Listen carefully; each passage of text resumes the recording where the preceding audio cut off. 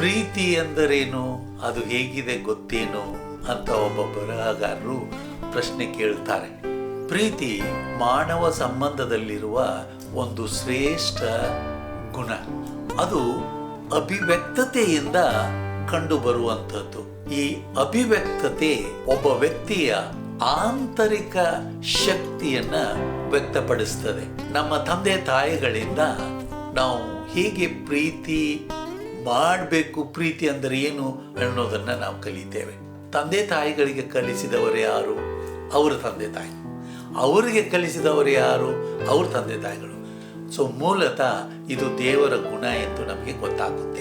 ಪ್ರೀತಿ ಎನ್ನುವಾಗ ಪ್ರೀತಿಯಲ್ಲಿ ದಯೆ ಇದೆ, ಪ್ರೀತಿಯಲ್ಲಿ ಕರುಣೆ ಇದೆ, ಪ್ರೀತಿಯಲ್ಲಿ ಸಹನೆ ಇದೆ. ಪ್ರೀತಿ ಹೊಟ್ಟೆ ಕಿಚ್ಚು ಪಡುವುದಿಲ್ಲ, ಪ್ರೀತಿ ಗರ್ವದಿಂದಿರುವುದಿಲ್ಲ.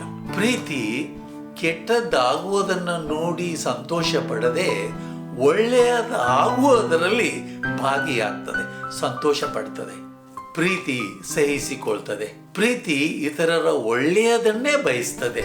ಇದೇ ಪ್ರೀತಿ. ಪ್ರೀತಿ ಎನ್ನುವಾಗ ಒಂದು ಎರಡು ಬೇರೆ ಬೇರೆ ಲಿಂಗಗಳ ವ್ಯಕ್ತಿಗಳಲ್ಲಿ ಕಂಡುಬರುವ ಒಂದು ಕ್ಷಣಿಕವಾದಂಥ ಮಾತು ಅಲ್ಲ. ಅಂತ ಒಂದು ಆಕರ್ಷಣೆ ತೋರಿಸುವಂಥ ಪ್ರೀತಿ ಅಲ್ಲ.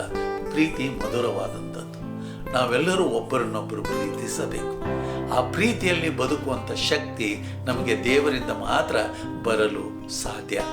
ಅಂಥ ಪ್ರೀತಿಯನ್ನು ನಾವು ರೂಢಿ ಮಾಡೋಣವೇ?